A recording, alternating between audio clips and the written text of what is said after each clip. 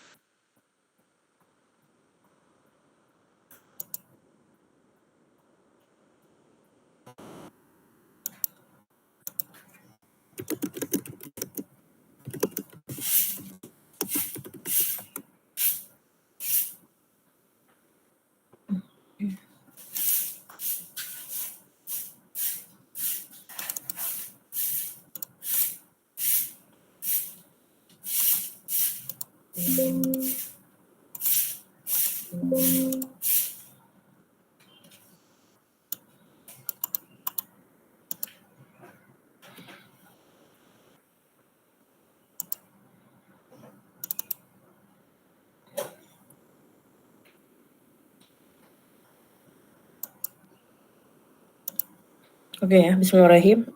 Hari ini materi terakhir yaitu adalah template untuk kalau soal yang diterima oleh kalian nanti bentuknya panel ya, regresi data panel. Jadi, sudah direkam ya. Nanti tahapan-tahapannya, interpretasinya hati-hati jangan sampai tidak diubah karena, variabel pada saat kita latihan akan berbeda dengan pada saat ujian ya. Jadi nanti jangan sampai kalian lupa ngedit gitu ya, seperti itu. Nah, saya akan coba untuk share terkait tahapannya nanti seperti apa, jadi digunakan template ini untuk mengerjakan soal yang regresi dengan data panel. Saya share screen.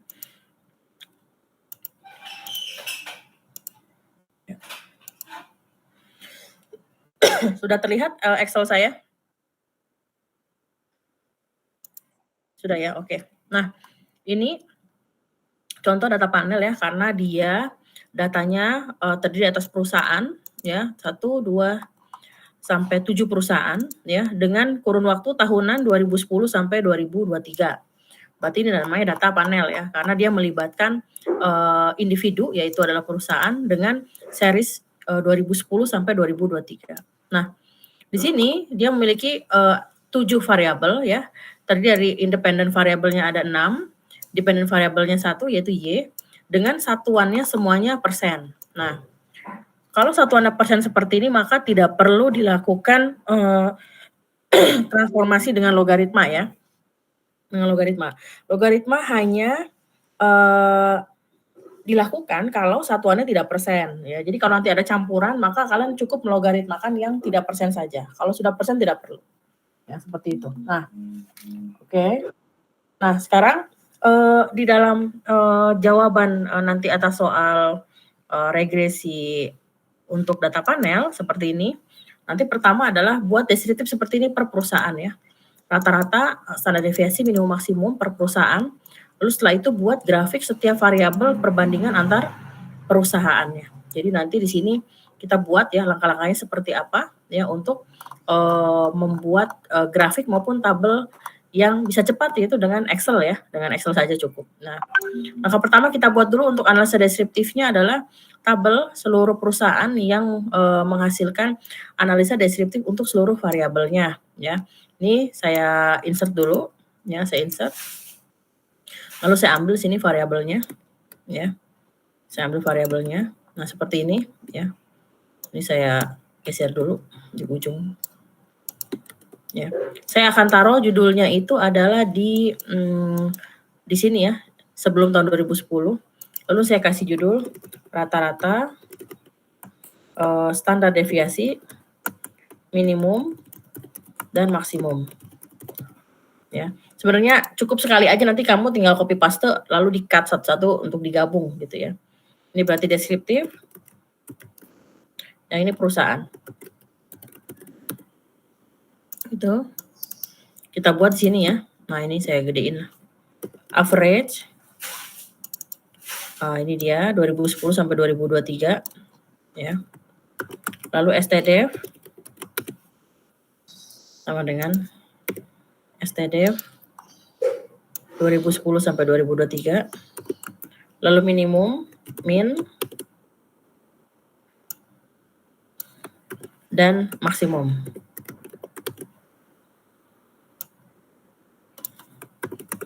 Nah ini dia.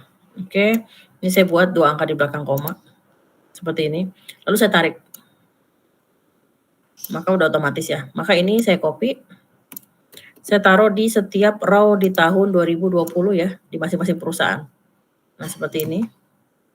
Saya copy ini datanya dari rata-rata.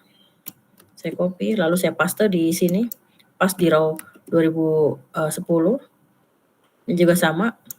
Di 2010. Di A3. Lalu ini A4. A5. A6. A7. Nah selesai ya.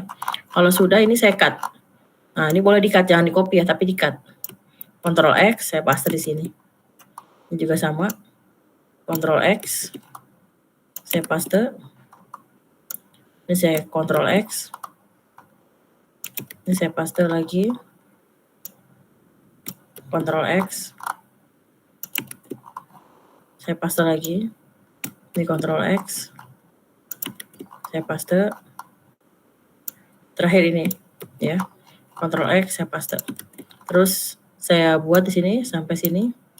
Ini adalah perusahaan A1. Saya tarik aja sampai A7. A6, A7. Ya. Maka sudah selesai untuk membuat tabel ya yang mendeskriptifkan seluruh deskriptif dari variabel ya A1 sampai perusahaan A1 sampai A7. Kita paste di sini ya. Nah, ini dia. Lalu kita klik di sini auto fit to content, tinggal kita gambar. Nah, ya, ini sudah selesai. Ya, udah dapat ini rata-rata, standar deviasi, minimum dan maksimum untuk masing-masing variabel. Nah, lalu bagaimana kita membuat cara cepat ya grafik seperti ini setiap variabel perusahaan? Maka caranya adalah saya copy ini ya, ini saya copy, lalu saya paste, tapi pastenya value ya, paste spesial values di sini. Oke, maka saya delete semua selain rata-rata ya, ini saya delete, ini juga saya delete. A5 gitu, A6 dan A7. Jadi yang saya ambil hanya rata-rata saja. Ini udah selesai, ini keluar. Lalu saya buat 2 angka di belakang koma. Seperti ini ya. Biar nanti kita bisa langsung hasilnya ya kita keluarkan di sini. A1 sampai A7 insert. Saya buat di sini seperti ini. Lalu saya tarik yang ini ya, yang paling ujung di sini. Sini, lalu saya kasih keterangan bahwa satuannya semuanya persen ya. Nah, di sini. Saya kasih keterangan sini persen. Lalu saya kasih keterangan lagi bawahnya. Nah, ini adalah perusahaan. Perusahaan. Ini untuk X1 ya. Terus saya kasih angka. Nah, ini dia. Ini saya rapikan lagi tulisannya. Nah, ini untuk X1. Boleh kalian nanti warnanya sama semua boleh. Kalau warna beda tinggal diklik ya seperti biasa di sini format data series. Pilih yang fill, dari yang vary color by point sini. Oke. Ya. Kalau sudah biar cepat gitu ya. Ini sudah keluar. Nah, ini dia. Nah, ini saya copy aja. Ini saya copy, saya paste di sini. Nah, dapat seperti ini. Saya tinggal tarik. Ini berarti adalah si X2. Lalu saya paste lagi di sini. Ya. Di sini saya tinggal tarik adalah si X3.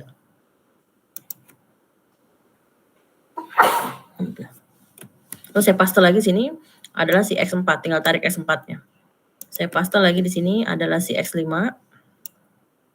Lalu ini saya paste. Saya ganti ini adalah X6. Nah, terakhir saya paste lagi di sini. Ini adalah Y ya. Jadi biar cepat seperti itu. Jadi nggak satu-satu. Maka otomatis seluruh variabel sudah bisa dibentuk grafik ya, bar chart untuk memenuhi kriteria pertama, yaitu adalah deskriptif statistik, baik tabel data, sebaran data dari rata-rata standar deviasi minimum maksimum. Yang kedua adalah mau melihat perilaku datanya per masing-masing perusahaan dalam periode 2010 sampai 2023 dengan rata-rata nilai per masing-masing variabel. Ini X1, kita copy ya, ini X2, X3, X4, X5, dan X6, lalu Y. Bu, kalau misalnya nanti ujian warnanya sama semua nggak apa-apa ya, nggak masalah ya, itu nggak masalah. Ini masalah estetika aja gitu ya. Nah, langkah berikutnya adalah korelasi ya, korelasi antar X dan X dengan Y. Karena ini kita di model ini X-nya cukup banyak, ada 6 ya. Jadi kita kalau sudah masuk ke korelasi gitu ya, maka kita sudah harus memasukkan ke dalam if use-nya ya, if use-nya. Nah, maka datanya ini sudah oke. Kita tinggal keluarkan if use-nya. Ya, if use.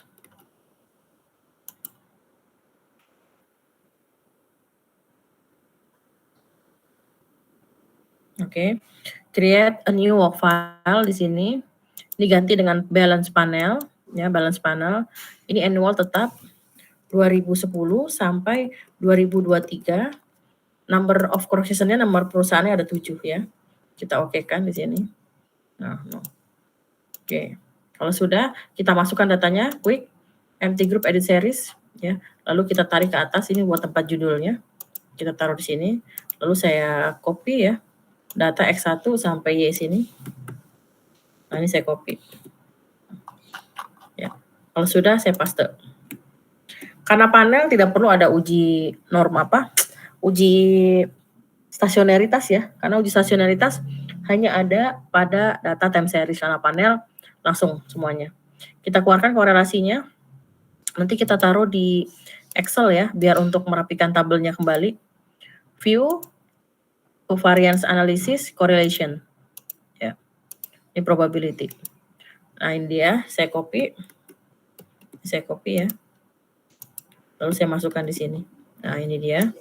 Ini saya delete. Saya rapikan karena saya butuh yang X dengan X-nya. Ini saya delete ya. Ini saya delete. Nah, ini saya copy lagi. Ini adalah X dengan Y-nya ya. Ini X dengan Y. Kalau ini X dengan X.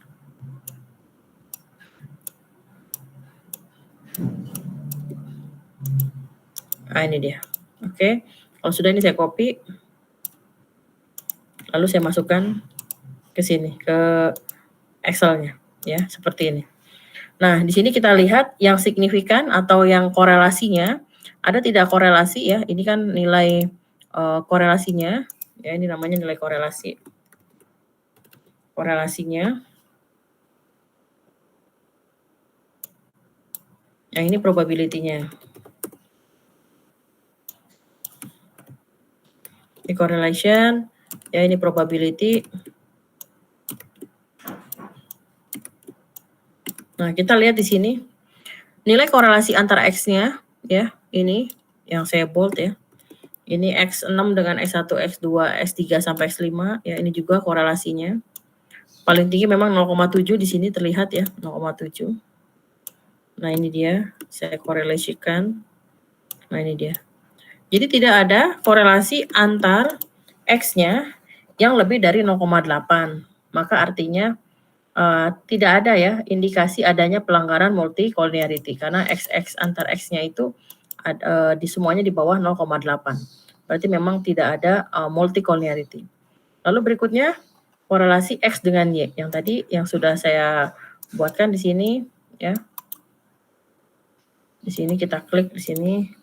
Ini adalah nilai korelasi. Yang ini probability.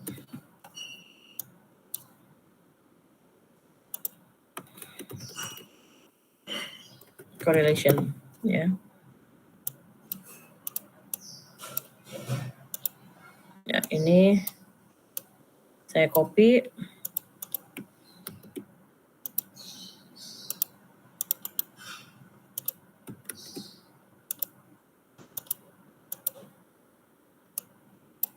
Ya. Berarti ini korelasi antara X1 dengan Y sebesar 0,2 ya, nilai probability-nya lebih kecil 5%, berarti ada hubungan positif antara X1 dengan Y. X2 dengan Y negatif minus 0,8749. X3 positif ya signifikan, X4 negatif signifikan, X5 tidak signifikan ya karena nilai probability-nya lebih besar dari 5%. X6-nya negatif dan tidak signifikan. Jadi diinterpretasikan masing-masing X terhadap Y-nya. Maka ini sudah selesai untuk hasil analisa korelasi antara X dengan X dan antara X dengan Y-nya. Selanjutnya karena ini adalah regresi panel, maka kita harus mengeluarkan ya output dari model masing-masing ya, model PLS dulu dengan uji LM-nya, nanti model FEM dengan uji Chow-nya, dan terakhir model REM dengan uji Hausman-nya. Maka ini kita akan regresikan window work file ya. Kita klik Y-nya dulu, Y, X1, X2, X3, X4, X5, dan X6. Kita klik kanan, open as equation ya. Lalu ini panel optionnya diklik, karena PLS maka tetap non sama non ya. Oke. Kalau sudah, ini kita copy ya. Kita copy ya. Lalu kita paste di sini. Jangan lupa setiap tuple tolong diubah dalam bentuk warna seperti ini untuk tidak menegaskan bahwa itu output dari eFuse ya. Seperti itu kita copy. Lalu setelah itu kita uji LM. Nah, kalau sudah selesai, kita uji LM.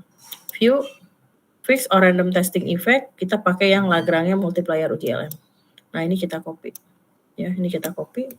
Oke, lalu kita paste. Nah, di sini. Karena nilai probability-nya 0,00 ya, lebih kecil 5%, maka model terpilih adalah random effect model dari hasil uji LM, yaitu ngebandingin PLS dengan random. Langkah berikutnya adalah kita estimasi model FEM-nya ya. Model FEM, kita klik estimate ya.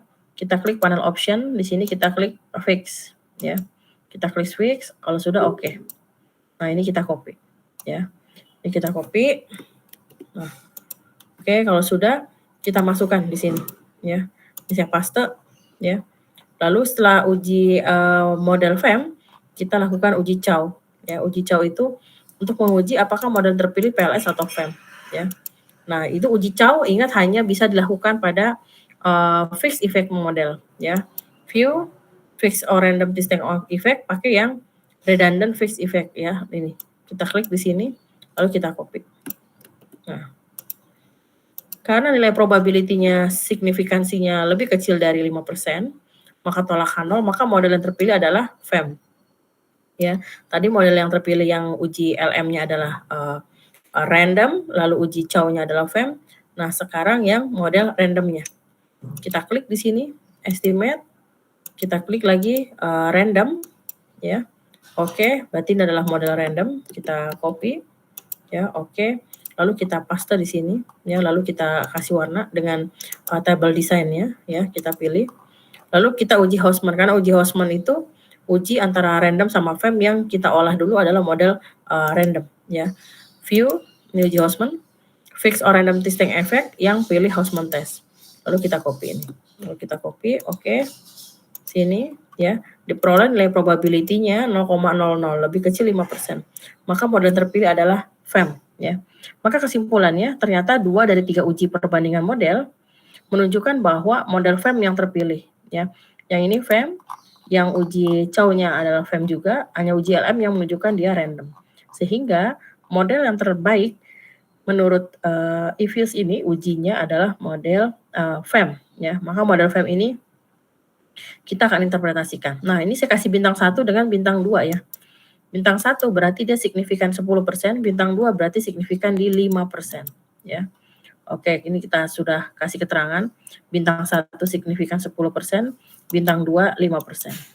Nah, ini saya minta dikeluarkan kalau dia model FEM dummy individu untuk melihat beda rata-rata Y-nya. Caranya gimana ngeluarin dummy individu? Caranya kita keluarin dulu ya model FEM-nya. Saya klik estimate di situ. Ini klik estimate. Lalu klik panel option, pilih yang FEM, fixed effect model di sini. Oke. Nah, ini ada model FEM. Lalu saya klik di sini view fixed or random effect, pilih yang cross section effect. Klik di sini. Nah, maka ini adalah hasil dari dummy efeknya untuk yang FEM, karena model ini hanya didapat oleh model FEM saja, ya. Nanti kita klik di sini angka 1, 2, 3 sampai 7 itu menunjukkan perusahaannya. Semakin besar berarti rata-rata Y-nya semakin besar. Berarti di sini dari model FEM terlihat bahwa si A2 ini adalah perusahaan yang memiliki rata-rata si Y-nya itu yang paling besar dibanding yang lain. Seperti itu. Sehingga bisa melihat perbandingan antar perusahaan dari variabel Y-nya, ya. Kalau sudah, karena kita tahu yang terbaik adalah si model FEM, maka kita interpretasikan berdasarkan persamaan regresi. Nah, persamaan regresi ini sebenarnya kalau kalian nggak mau nulis satu-satu, di sini sudah ada ya, nih, view representation. Nah, ini sudah ada persamaannya. Nah, ini dia. Ini konstanta terakhir ini, ya. Jadi kalian boleh copy aja ini, ya, tinggal copy, masukkan di sini persamaannya, ya. Gitu. IT itu menunjukkan bahwa datanya data panel. Oke, kalau sudah, ya, ini berarti minus 12 di sini, minus 12. Nah, ini dia. Nah, kita lakukan interpretasi uji F, ya. Uji F artinya H0-nya model tidak fit, H1-nya model fit. Nah, ini kita copy hasil F hitungnya, ya, 93 dengan probability-nya 0,00. Artinya karena nilai probability-nya lebih kecil 5%, maka tolak H0, modelnya sudah fit. Di 10% juga dia fit ya di sini. Lalu R-square-nya 92,95%. Maka artinya keragaman yang mampu dijelaskan oleh faktor-faktor dalam model sebesar 92,95%, sedangkan sisanya dijelaskan oleh faktor lain di luar model. Dan ini sudah sangat baik nilai R-square-nya. Lalu kita lihat di sini, ya ini saya sengaja saya ambil gitu ya, supaya tidak bolak-balik ke atas. Kita lihat X1. X1 signifikan di 10%, ya. Karena nilai probability-nya 0,00059, masih lebih kecil 10%. Nah, ini yang saya bilang boleh sampai penggunaan alfa 10% ya. Nah, 5% karena kalau 5% jadi nggak signifikan, 10% sudah signifikan. Kalau kita pakai 5%, ini kan lebih besar 5%, karena 0,059. Maka dianggap tidak signifikan di 5%. Cuman karena ini ekonomi ya sosial, jadi kita tingkatin sampai 10% itu masih bisa. Maka ini masih lebih kecil dari 10%. Makanya kasih bintang 1. Ya. Nah, ini X1 signifikan di 5%, X2 tidak signifikan, X3 signifikan di 10%, X4 tidak signifikan, X5 dan X6 signifikan di 5%. Nah, di sini terlihat bahwa nilai koefisien regresinya positif untuk X1. Jadi kalau X1-nya naik 1%, maka meningkatkannya sebesar 0,3991-an. X2 karena tidak signifikan, ya, karena nilai probability-nya lebih besar dari alfa 10%, maka ya berarti X2 tidak berpengaruh signifikan terhadap Y. Kalau tidak signifikan, maka tidak perlu dilakukan yang namanya interpretasi dari koefisien regresi. Kita lihat X3 sekarang di sini. X3 signifikan di 10%, ya. X3 signifikan di 10% karena 0,08 itu masih lebih kecil dari 10%. Jadi kalau X3-nya naik 1%, maka Y-nya akan meningkat 0,0397. Ini adalah koefisien regresi untuk si X3. Lalu kita lihat sekarang X4, ya. X4 di sini probability-nya adalah 0,82 ya, di sini 8208. 0,8208, ini 82,92 ya. 8208 lebih besar dari alfa 10%, maka terima H0 artinya X4 tidak berpengaruh. Karena tidak berpengaruh, maka koefisien regresinya tidak perlu diinterpretasi. Berikutnya adalah X5. Kita lihat X5 di sini, ya, nilai probability-nya 0,0462, lebih kecil dari alfa 5%. Ya. Artinya dia signifikan dan koefisiennya negatif 0,099. Berarti kalau X5-nya naik 1%, maka Y-nya akan turun ya sebesar min 0,99% dengan asumsi ceteris paribus. Lalu X6 ya, di mana X6 nilai probability-nya adalah 0,0433, lebih kecil dari 5%, ya. Dan di sini terlihat bahwa nilai koefisiennya positif 0,0127, bahwa kalau X6 naik 1 satuan atau 1%, akan meningkatkannya sebesar 0,0127% dengan asumsi ceteris paribus. Sehingga di sini terlihat bahwa modelnya sudah cukup baik karena didominasi oleh variabel-variabel yang signifikan, ya. Lalu uji asumsi klasik boleh dilakukan meskipun memang tidak wajib kalau untuk uji asumsi klasik ini kita running dulu untuk yang fix ya, kita okekan di sini. Lalu kita uji normalitas view residual diagnosis, pilih yang normality test ya. Ini kita copy, sudah terlihat dia tidak normal karena nilai probability-nya lebih kecil 5%, maka tolakan 0 artinya asumsi residual tidak menyebar normal ya. Jadi residualnya tidak menyebar normal, tidak masalah. Nah, uji multi-call tadi sudah kita simpulkan bahwa ternyata tidak ada korelasi ya antar X-nya karena korelasi antar X-nya masih di bawah 0,8, berarti sudah bebas. Lalu yang ini adalah uji homoskedastis ya. Uji homoskedastis tinggal kita klik sini view residual diagnostik, pilih yang cross section dependent test. Nah, ini dia. Kita copy ya. Ini kita copy, kita ambil yang paling bawah ya di sini. Lalu kita paste bahwa ternyata nilai probability 0,1183. Lebih besar dari alfa 5%. Artinya asumsi homoskedasitas terpenuhi. Nah, kesimpulannya adalah pertama, model terbaik adalah FEM.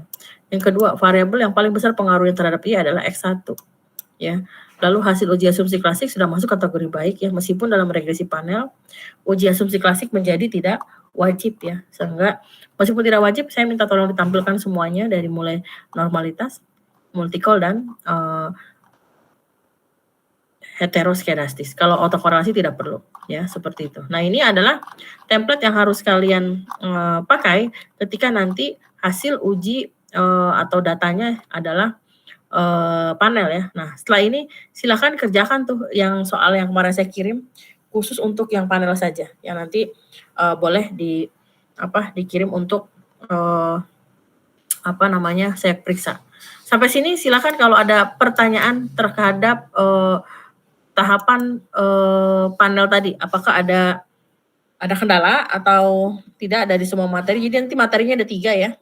Yang pertama adalah regresi dengan data cross section. Nanti ada variabel dummy saya tambahkan. Yang kedua adalah regresi data time series ya. Baru yang ketiga adalah regresi data panel. Ya, suruh tunggu aja dulu. Gitu. Sampai sini silakan ada pertanyaan yang mau ditanyakan terhadap tahapan tadi maupun materi sebelumnya. Setelah ini nanti saya share materinya. Silakan kalau ada mau nanya. Bu. Iya, silakan. Tadi kenapa ya buku ada yang probabilitasnya ada yang 5%, ada 10%? Ya. Itu nggak apa-apa Bu kayak gitu? Nggak apa-apa. Kan tadi saya bilang kalau masih menggunakan teori sosial, ekonomi itu masuk sosial ya. Ekonomi itu masuknya sosial bukan MIPA. Jadi gini, semakin kecil alfa yang dipakai itu berarti semakin ketat tingkat kesalahannya. Contoh, ini Haris bikin penelitian di lab ya, di lab yang semuanya dikontrol, yang dikontrol ya dari suhu udaranya gitu. Jadi tingkat kesalahannya kecil sekali gitu. Nah, lalu tahu bahwa output yang dihasilkan dari hasil penelitian itu adalah yang nanti ke depannya itu berpengaruh terhadap misalnya kesehatan ataupun nyawa manusia. Kan logikanya kalau kamu pakai alfa 5%, berarti kalau kamu uji coba ke 100 orang, 5 orang meninggal begitulah. Kan nggak boleh itu begitu ya. Karena itu ketat sekali kan. Nah, maka alfanya jangan 5%, 1% pun nggak boleh. Artinya harus yang mendekati 0. Nah, itu penggunaan alfa. Tapi kalau di sosial, itu masih boleh sampai pakai 10%. Ya. Itu masih boleh. Kenapa? Karena flexibility atas errornya itu masih bisa dipegang gitu ya. Nah, kenapa? Karena kepercayaan yang kamu pakai dalam setiap penelitian itu, kalau saya pakai alfa 10%, berarti 90% kamu percaya bahwa penelitian kamu benar. Gitu ya. Selama ranahnya masih sosial, 10% masih boleh. Kecuali kamu dari awal emang udah strict pakai 5% gitu ya. Maka udah semuanya 5% gitu. Tapi kalau di ujian saya bilang boleh sampai pakai 10%. Misalkan kamu nanti penelitian nih lagi skripsi ya. Kamu udah mencanangkan bahwa saya penggunaan alfanya 5%, ya udah kamu konsisten 5% gitu. Ngerti? Semuanya 5%, kamu udah konsisten. Tapi kalau kamu masih mau pakai sampai 10% itu masih boleh gitu. Makanya nanti di ujian saya bilang kalian masih boleh pakai alfa sampai 10% ya. Gimana, Aris? Baik Bu, jelas Bu. Tapi yang jadi pertanyaan itu kenapa dalam satu data nih Bu, ada yang 5%, ada yang 10% gitu? Iya, karena kan selang kepercayaan, namanya selang kepercayaan. Kamu pernah dapat materi selang kepercayaan nggak? Kayak apa ya Bu? Baru Pernah dengar nggak saya. waktu statistik dasar itu? Pernah nggak dapat nggak dari orang statistik, dosen statistik?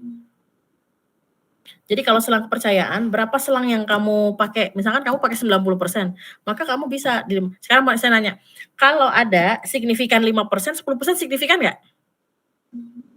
10% signifikan. Nah, ya kan? Tapi kalau pakai 10%, 5% signifikan nggak? Tidak Bu. Belum tentu ya, belum tentu. Makanya kalau kamu pakai 10% sebenarnya nggak ada masalah gitu. Kalau misalkan kamu pakai 10% semua nggak ada masalah gitu. Makanya rentangnya masih di sampai 90% gitu. Tapi kalau di ujian, kalau saya bilang kalau di ujian kalian boleh pakai sampai 10%. Tapi kalau nanti kalian skripsi ya, pakai satu aja, pakai 10% aja amannya. Kenapa? Karena kalau kalian tetapin pakai 5% di awal gitu, khawatirnya ada beberapa variabel yang ternyata 10% itu signifikan gitu. Nah, itu kan jadi sayang tuh, jadi nggak kayak seolah nggak signifikan kan, padahal dia di 10% tuh signifikan dan 10% masih boleh.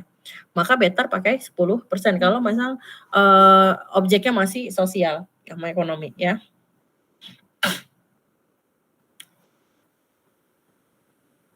Gimana Haris? Ada pertanyaan? Oke. Makasih, Yang Bu. lain silakan. Yang lain silakan.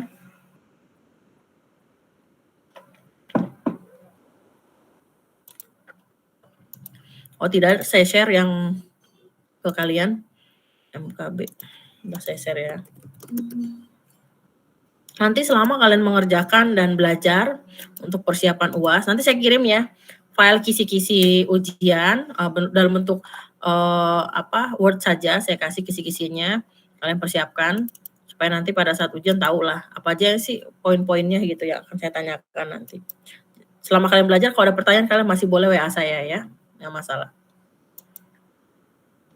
Oke? Kalau tidak ada, saya akhiri hari ini.